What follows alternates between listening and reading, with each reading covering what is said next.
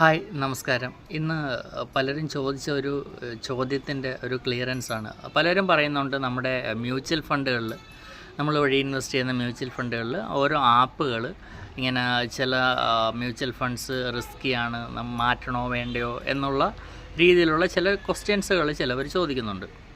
അപ്പോൾ ഇന്ന് നമുക്കറിയാമല്ലോ, ഒത്തിരി ആപ്ലിക്കേഷൻസ് ഉണ്ട്. മ്യൂച്വൽ ഫണ്ട്സ് ശരിയായിട്ടാണോ, ഇൻഫോം ആണോ, ഔട്ട് ഫോം ആണോ എന്നൊക്കെ റിവ്യൂ ചെയ്യാൻ പറ്റുന്ന, അല്ലെങ്കിൽ അവരെ റാങ്ക് അനുസരിച്ച് തിരിക്കുന്ന ഒത്തിരി ആപ്ലിക്കേഷൻസ് ഇന്നുണ്ട്. അപ്പോൾ പലരും അവരുടെ മ്യൂച്വൽ ഫണ്ട് അതുവഴി കമ്പയർ ചെയ്തിട്ട് വന്ന് ചോദിക്കാറുണ്ട്. അപ്പോൾ അവർക്ക് വേണ്ടിയുള്ളൊരു മറുപടിയാണ്.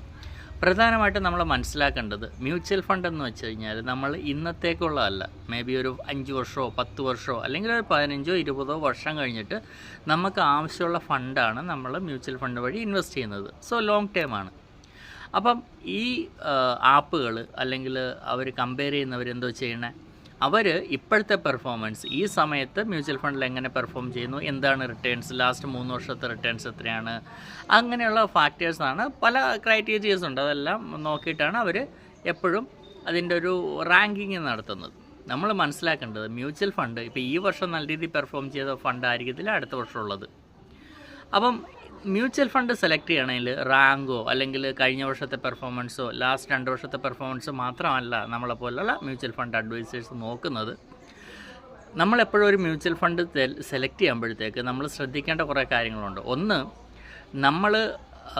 നമ്മുടെ ഫിനാൻഷ്യൽ ഗോൾസ്, നമ്മൾ എന്തിനു വേണ്ടിയാണ് ഇൻവെസ്റ്റ് ചെയ്യുന്നത്, സോ അതെന്നാണ് ഡ്യൂ ആകുന്നത്, അത്തരം വർഷത്തേക്ക് ഉള്ള ഫണ്ടുകളെയാണ് നമ്മൾ സെലക്ട് ചെയ്യണം. ഒന്നാമത്തെ. രണ്ടാമത്തത്, സെക്ടർ ആയിട്ട് ഇപ്പോൾ ലാർജ് ക്യാപ്പ് ഉണ്ട്, സ്മോൾ ക്യാപ്പ് ഉണ്ട്, ഇതിൻ്റെയൊക്കെ കറക്റ്റായിട്ടുള്ള ഒരു ഡൈവേഴ്സിഫിക്കേഷൻ, ഇത്ര പെർസെൻറ്റേജ് ലാർജ് ക്യാപ്പിൽ വെക്കണം, അങ്ങനെയുള്ള കാര്യങ്ങൾ. മൂന്നാമതായിട്ട് നമ്മൾ ഡെപ്റ്റ്, ഇക്വിറ്റി അല്ലെങ്കിൽ കമ്മോഡിറ്റീസിൽ ഇതിലൊക്കെ എത്ര പെർസെൻറ്റേജ് വരണം, ഓരോ അസറ്റ് ക്ലാസ്സിലുള്ള ഡൈവേഴ്സിഫിക്കേഷൻ, ഇങ്ങനെ പല കാര്യങ്ങൾ, ഓരോ ക്ലയൻസിൻ്റെ റിസ്ക് ലെവൽ, ഇതെല്ലാം മനസ്സിലാക്കിയിട്ടാണ് നമ്മളെപ്പോഴും മ്യൂച്വൽ ഫണ്ട്സിനെ സജസ്റ്റ് ചെയ്യുന്നത്.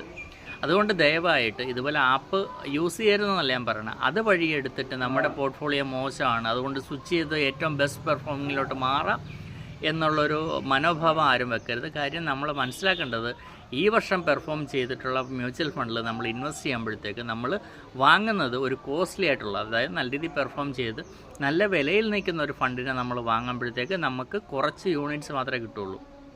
അപ്പോൾ എപ്പോഴും നമ്മുടെ ഒരു ലോങ് ടേം സ്ട്രാറ്റജിയാണ്. അപ്പോൾ അതുകൊണ്ട് ഫണ്ട് തിരഞ്ഞെടുക്കാൻ എപ്പോഴും അതിൻ്റേതായിട്ടുള്ള രീതികളുണ്ട്, അതിൻ്റേതായ മാർഗ്ഗങ്ങളുണ്ട്. അപ്പോൾ അതിനുവേണ്ടി എപ്പോഴും നിങ്ങളുടെ അഡ്വൈസറുമായിട്ട് കൺസൾട്ട് ചെയ്യുക. അവരുടെ ഗൈഡൻസ് പ്രകാരം മാത്രം ഫണ്ട് സെലക്ട് ചെയ്യാൻ ശ്രമിക്കുക. Thank you.